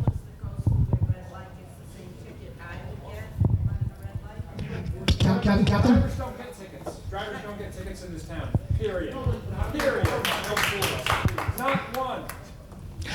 Captain, just want to confirm the question. When you have been able to do that kind of enforcement, people are cited with tickets, yes? Not the same monetary value. It's just a different monetary value. Right. That's the state of the law. But we don't have enough police officers. I know Jimmy, so he knows my point. So we don't have enough police officers. We have, what, 40, 60 less police officers than we had in 1980. And probably our population has doubled, so I'm expecting Captain Donovan over there to chase down a bicyclist to give him a ticket while someone's riding a van around the corner. Points well taken. Chief? Yeah, just to address that, so we do enforcement. Obviously, in 2020, when the pandemic hit, Our enforcement went down considerably, and that was really the state telling us not to have that interaction for exposure purposes. It slowly has ticked up, but it's never really been the purpose of traffic enforcement for punitive measures. The whole purpose behind traffic enforcement is really for education. And so I think I cited in one of the meetings last year, there were some grant money available a couple of years ago. There's a particular part of that where we do pedestrian and cyclist enforcement. Right? So we wrote something like, don't hold me to the figure, but it was over 600 tickets, and all but 25 were warnings. The purpose of it is for education, not so much to be punitive. Thanks, everybody. So that was a long question. We're trying to be respectful of your time. I'll take one more, and then, like I said, I'll be standing in the corner and answer anybody's questions as long as you're here. When does the damn thing open? Mike, you're speaking my language, Mike. I'm so frustrated. The mayor asked us just over the last few days to actually pivot from that kind of collaborative diplomacy to start raising some, you know what. We're frustrated. I also want to be very, very mature about this. Folks, this is a $2 billion construction project that we could have lost. We could have lost it so many times. Without activism from Wig Zamor, folks like Somerville Transportation Equity Partnership, Lynn Weissman, Alan Moore from Friends of the Community Path, and many of you, the Community Path would not have been included in the Green Line. It's a great thing that it's almost done. It's a total bummer that it's springtime, and our kids can't get to this great high school in April and May. The most recent information that the MBTA has published is the end of June, is the end of spring. Folks, I know that you look at the bridges and you say, it looks done, let us use it. There are drain structures that are out of compliance, that are not a smooth bikeway. There are gaps. There's a million different little things that the contractor is responsible to fix. There are fences, there are call boxes, all these little kind of like punch list items, they call them in construction. And whatever kind of construction you have experience with, you always know that the last part of the job is the hardest. The contractor's starting to think about the next thing. And it might take a week to do what should have taken a day. It might take a month to do what should have taken a week. Mike, I share your frustration. I'm super frustrated. My kid's going to be going to daycare at the YMCA on Highland Avenue this summer. I want him to be riding his bike with me from my home in West Somerville here. I can't wait. Just hang in there, folks. 8 more weeks. 8 more weeks. No. It's not safe. Don't do it. I'm almost advising the mayor to do exactly that, to kick it down and march this community through the path. But it's not safe. We can't have people on the live tracks, and we can't give up the liability protection. Our first responders are going to pick up the trash. They're going to respond to emergency calls. They're going to clean out the sewer drains. We can't take on the liability if the contractor has cut corners. We're in this for the long haul. Please give the MBTA another month. Thanks. So now is the Q&A portion of the evening. So if there's any other questions that you all have, I or the staff department will be just department heads will be happy to answer.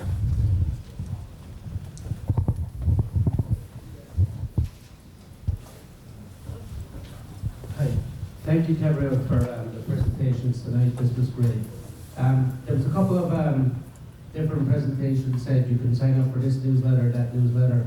Is there any way that we could put it on the city website one page where you can literally check boxes to say, I want to sign up for all these ones or unsubscribe to others.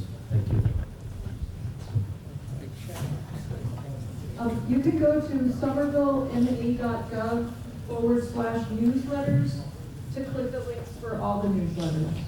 And that's a great question. We should have had that on the slides. We don't have an opportunity right now for you to just check boxes, but we can look into it. So thank you for that.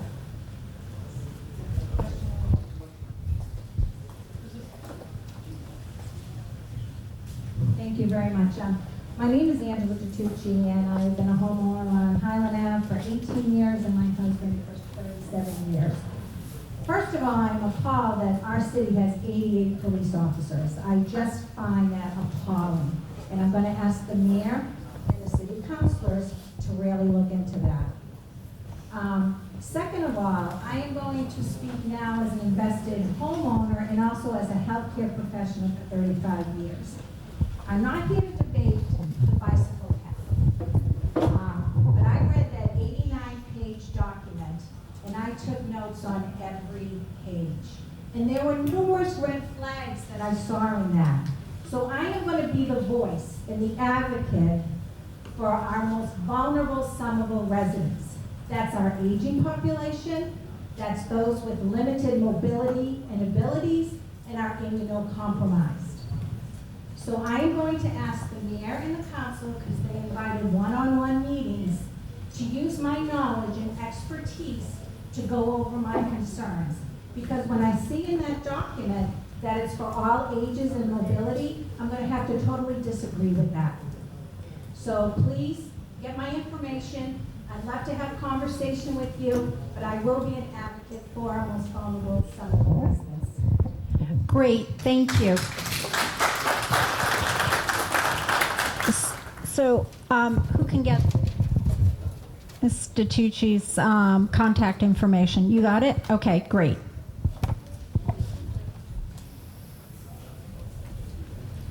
Adrian, did you want to respond?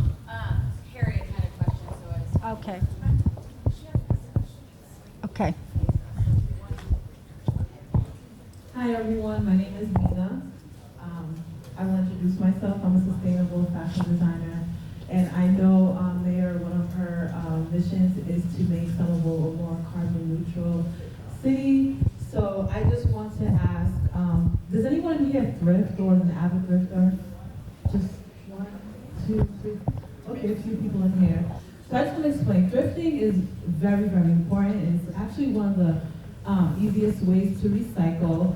And so what I do every year, I host yearly fashion shows and self-love shows, and it's to encourage women to love themselves and showing them that you can use sustainability as a form of fashion. And it's to show them that your self-love has nothing to do with the dollar sign, but everything to do with who you are inside. So I guess I'm just asking the city if there's any support for creatives like myself who do these yearly shows to get some support and bring the community together and informing the community more on sustainability and how that can help Somerville become a more carbon neutral city and reduce carbon waste. Thank you for that. We can certainly connect you with someone through the city's Office of Sustainability. So I would just ask Victoria if she could get your contact information. Thank you.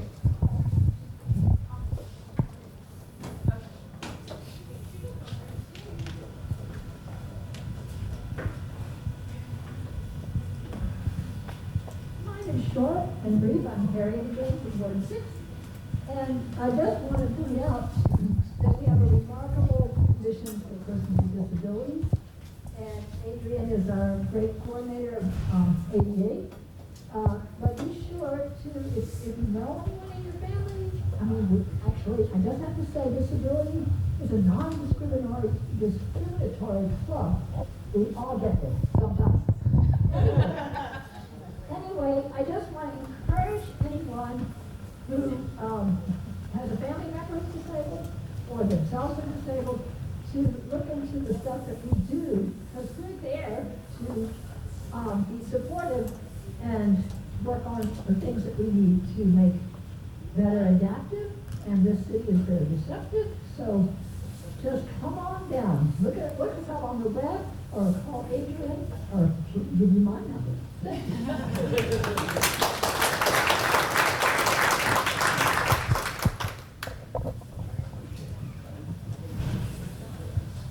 Hi, my name's Sarah. I live here in Ward 3, and I've lived in Somerville for 6 years. Went to Tufts, go Jumbos, all that. My question is kind of directed to the counselor and the mayor. I live with a teacher at Winter Hill Inclusion School, and I hear a lot about the failings of the school building. Specifically the flooding windows, the flooding in the lobby, the elevator not working, the ceiling tiles falling in the library near where students sit. And so I did hear that you put the letter of intent into the building commissioner, sorry, I don't know the function's name, but I just want to know how quickly that's going to get turned around, because the urgency of this, I know the Brown School, I know you've heard this, but I just want to make the community members also aware of how urgent this is.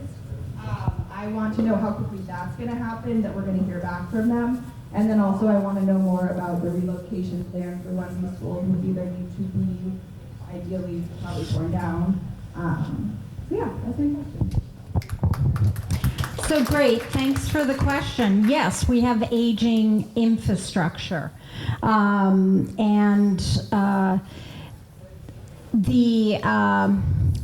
So I'm thinking of a couple of ways to do this. It costs money to do this. So what I'm saying is that applying to the state, like the letter of intent that you mentioned, actually, let me backtrack a little bit.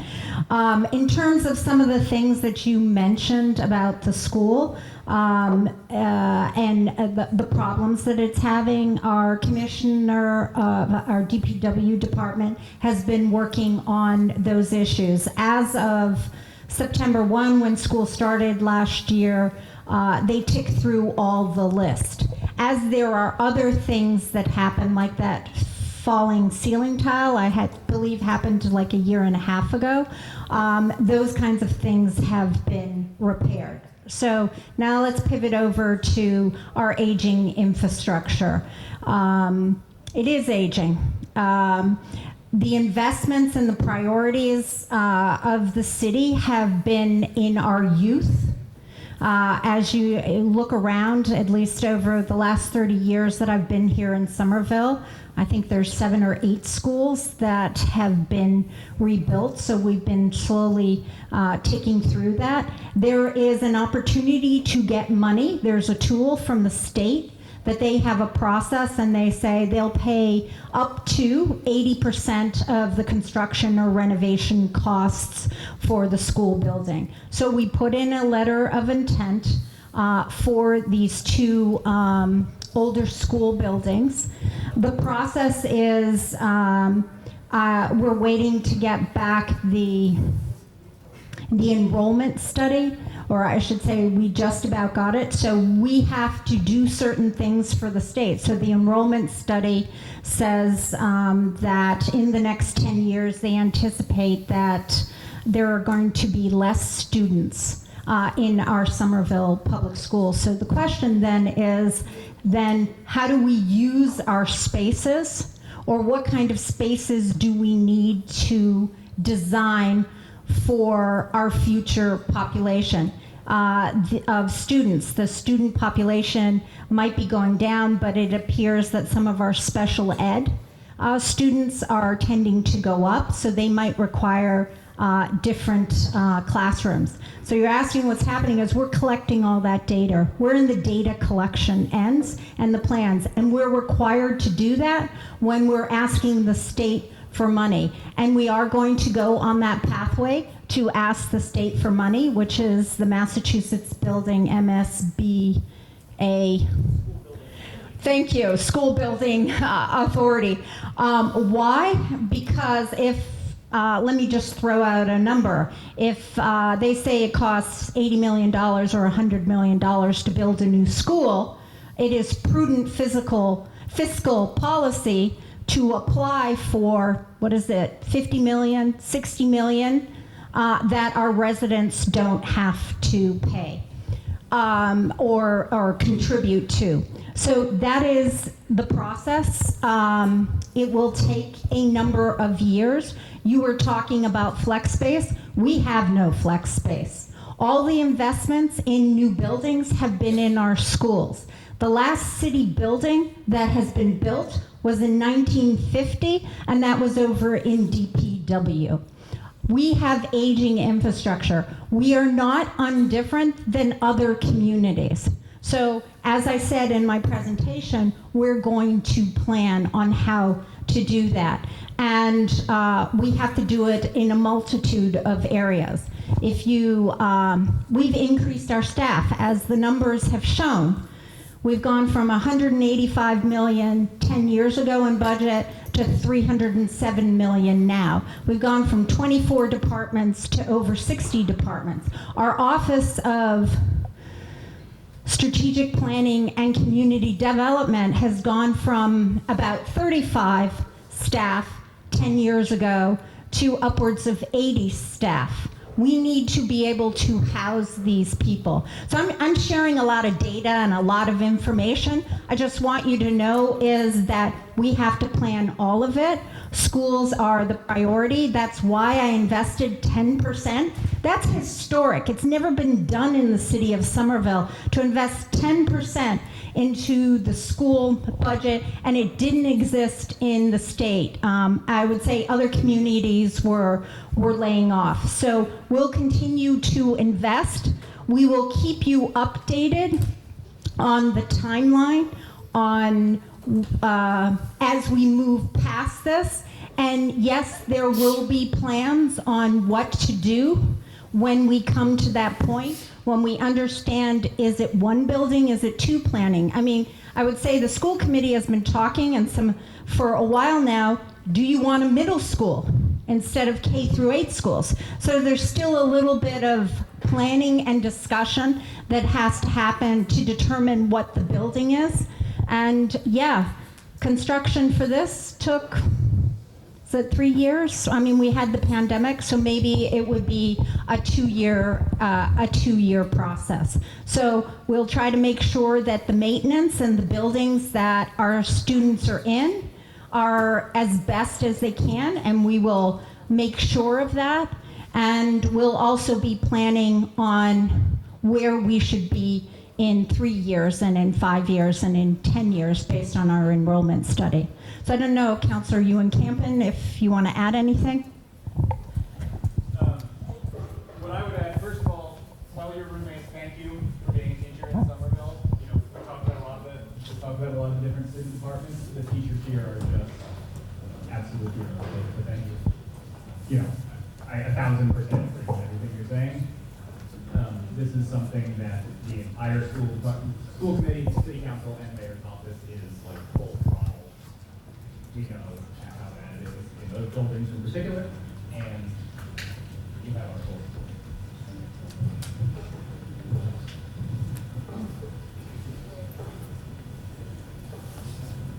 Real quick, is it true that we're going to go to parking on Island now? Or house parking on Island now?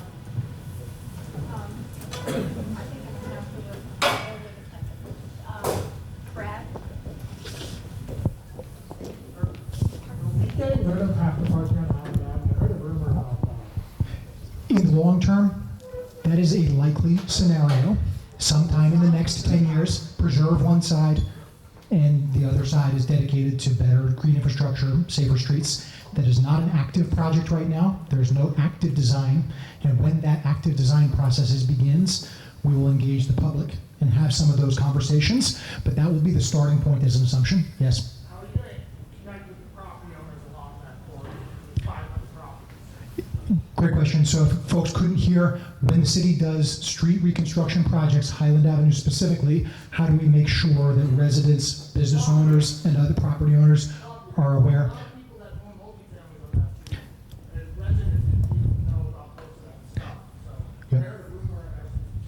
Yeah, so variety, it's almost like every tool in the box. We do flyering, we do electronic distribution, we'll do mailers, we'll do surveys, we'll rely on word of mouth, social organizations, social media, and if you have specific contacts, if anybody has specific networks, we're always just trying to maximize the number of people involved, make sure that we're very clear about the pros and the cons. All the above is on the table. Again, the goal is to make sure everybody is aware.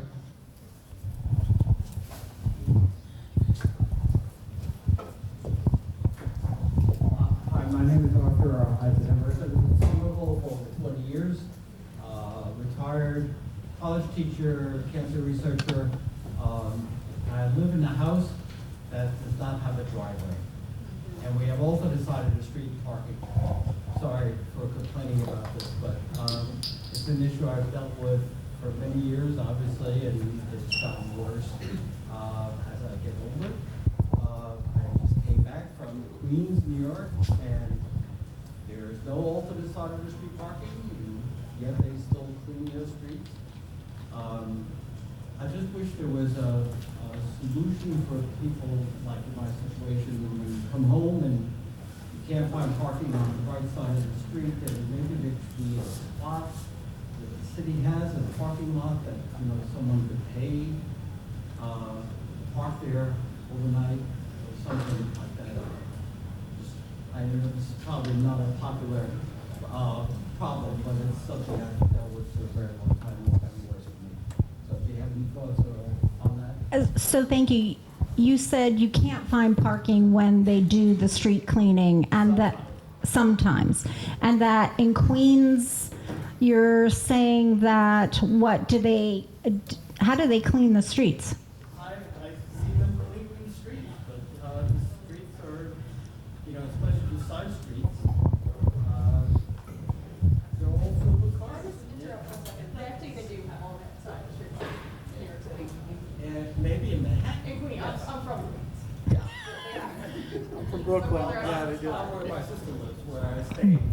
I'm more than Manhattan, I Queens, Okay. and I'm just saying where I live, and where I went and visited Queens, there was not only the side of the street parking where I live here, there is. Okay. So thank you for the questions. The reason we do the street cleaning is to make sure that that our community is clean, and that our little furry friends are not running around so much. That's part of, keeping, a healthy place. I think we can, I guess we'll have to get back if there's a particular questions. The lots, why don't we get the gentleman's, Arthur's address, and we can see if there's a lot near his home. Thank you. I posted on next door, and it didn't work out. Actually, that's a great idea. Neighbors. I do have a driveway, and I know we let our neighbors use our driver. So if you're friendly with your neighbors, we do that during snowstorms, street cleaning, whatever. They're allowed to park in our driveway. I have a next door neighbor right next to me who has a driveway to her back, and I spoke to her years ago. I said, is it possible I can use that? I can pay for an easement so I can build a parking spot behind my house? Maybe the neighbor on the other side. I've often thought of talking to the city about building a parking spot that would be my front porch. Between my house and the next house. Yeah. Well, thank you everybody for oh, I'm sorry. Okay.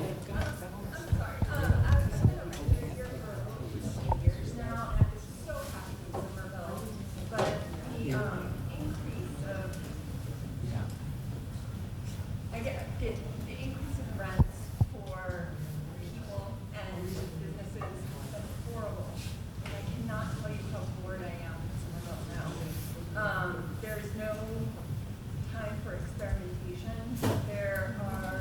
Everybody looks the same. What is the plan to make this an interesting place to be instead of an outdoor mall? it's going to be.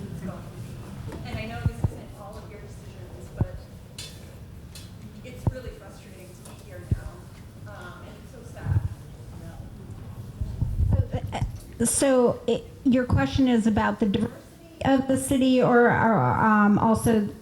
Independent businesses trying to make things affordable for everybody, because I don't think we can rely on big box stores and chains to come in to make this an interesting place. That's the opposite of what we need. We need independence. We need small businesses coming in. We need creativity.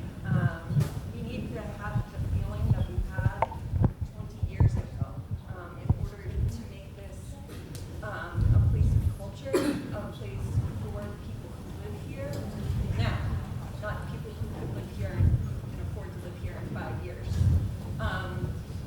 What can be done now to make if everything's being erased, what can we do to stop that? What can we do to make this an interesting place to be? So on the small businesses, so I will say that was one of my first questions I asked our economic development team when I came in, is we've had the pandemic and also the restaurants. And I asked the question, what is normal in a business cycle for small businesses to turn over, and what has the data actually been for Somerville? And so what I learned was, so I came in 2022, that during the pandemic, I'm going to get my numbers off by a couple, but I think it was something like 8 small businesses closed, but 10 opened. So there were more that opened. Somerville, so I agree with you, sort of the uniqueness, the character. We, the focus, in the neighborhoods have been about those small businesses and those, the uniqueness. During the pandemic, to make sure that the small businesses survived coming out of it, I gave ARPA money, and I've sort of lost at least, I think, 3 rounds worth to the small businesses. So it's not only restaurants, but it's also to creative businesses, so they could survive coming out of the pandemic. In terms of these chain places that you're talking about, I guess the first thing that comes to mind is, when I moved to Somerville 30 years ago, there was a strip mall with the chains over in the mall area of Assembly. So are you talking about the other, the chains that have started to develop over there? Who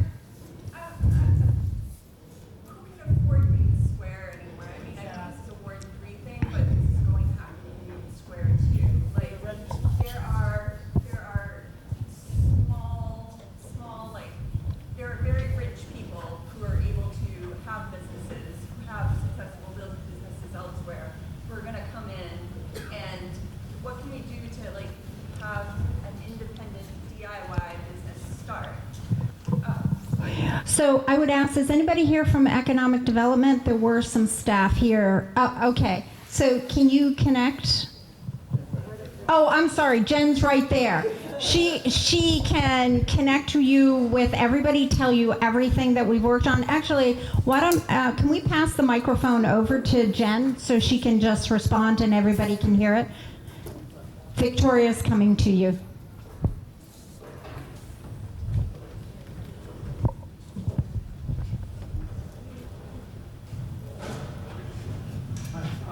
So my name is Luis Quispe. I'm the Strategic Planning and Equity Manager for OSBTD. So there are a couple of things that we're working with economic development to do specifically around the topic of the affordability, issue of affordability, not only with residents, but also small businesses, with the creative enterprises and the nonprofits.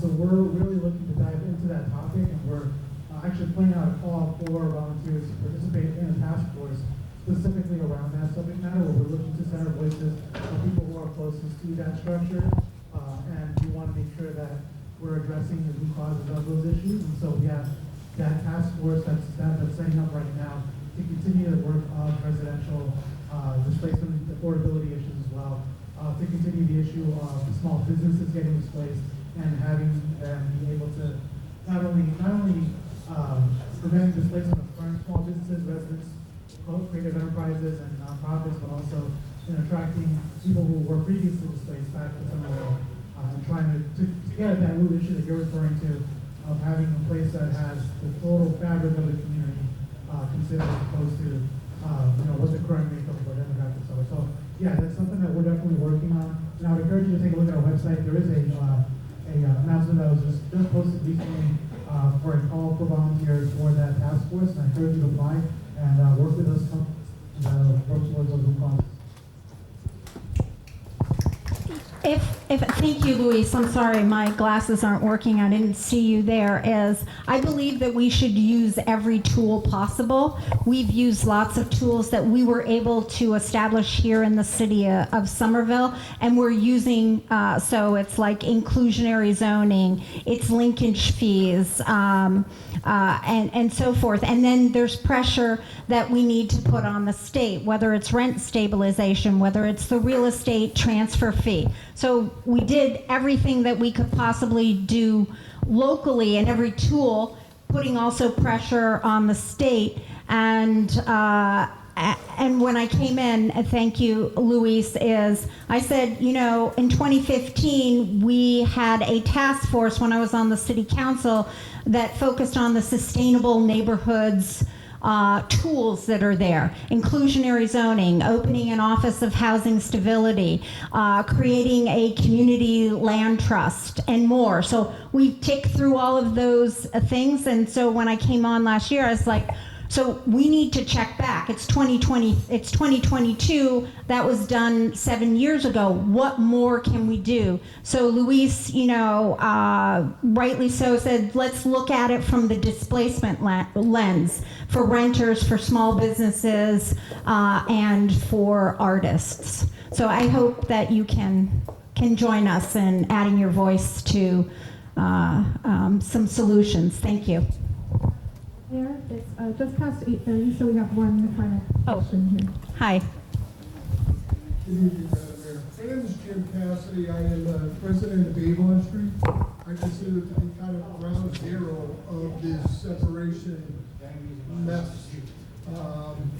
We'd like to know when, we have a timetable on a little bit more of the completion. I know that Justin is, and we've talked in the past, but I will say, and this is a market, so if you can't hear me, I'm sorry, but I can hear you. yes, do we have a timetable of when we're gonna see things getting completed? I see all of a sudden in the last week or so, or the last couple of weeks, boxes all locked up, that there's gonna be trees planted, it looks like in front of almost every house. I have nothing against trees, but I would like to know why the residents don't have an option or have a say on trees going in front of their house. And why I say that, I mean, you could walk the streets, and I walk the streets coming here, coming up School Street. I look at trees that are blocking the sidewalks. I don't know how folks with disabilities or any type of issues can actually get up and down the sidewalks. I hear we have the conversations about, speed bumps, slowing things down. I don't think there's a person in this room that wants to see anyone get hit or killed. But there's got to be some means in working with the residents of this ward in the city. And what I'm seeing is that it's not really happening. And I understand in the aging infrastructure, I have worked 39 years in public government myself, between the municipal and state government, and I understand that. And seeing that, it's just really we're not being treated fairly, and that's my feeling.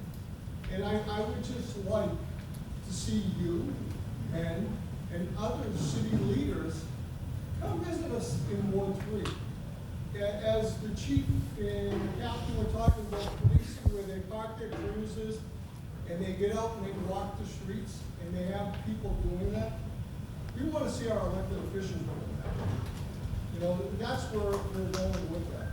And the last thing I do want to say is that if we are lacking police officers in men and women police, in our streets, then I think it is the residents of the city of Somerville that if we continue to elect our public officials and allow it to go that way, then you know it's shame on us. And that's, I'm just making a comment on that last piece. But, you know, that's where I want to say, like, you know, we do need to have a better timetable of what we're seeing happening in this area with all this construction. I understand, yes, it is needed, but it's been like a mass confusion, traffic patterns, you know, streets that have been a disaster all winter long. I guess thank God we were very lucky to have a mild winter, because it would have been really sights to see. But, you know, that's how I would like to, do you have any answers on what's going on with this construction? So thank you for the question. Yes, we have two people who are standing right behind you that can give you the day-to-day and details of what's happening.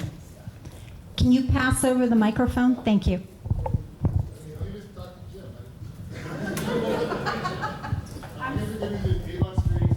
Can you use the microphone? Because everybody heard the question, they have to hear the answer. The Jim. Avon Street's gonna get milled the week of the 8th. That's the first thing we do. Then we start doing sidewalks. Put the mic to your mouth. It has to be closer to your mouth. This microphone's not good. So the good news is Avon Street's gonna see construction very soon. New sidewalks both sides. The new trees that are going in are gonna be ADA compliant. That's what we, anytime we put new trees in, we make sure they're compliant. No, I did What's see your the address? boxes. I did see the boxes, but I guess my question is, why not the residents being given an option about, because I'm seeing almost a box in front of every house. Right, you know, Courtney was up here earlier talking about, you know, we want to have more trees in the city. Do you have actual concern about the trees?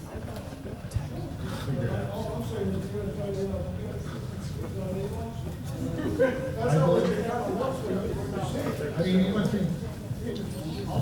Those are in addition to 350 trees, the Spring Hill Sewer Separation trees. I'll look at your number next year.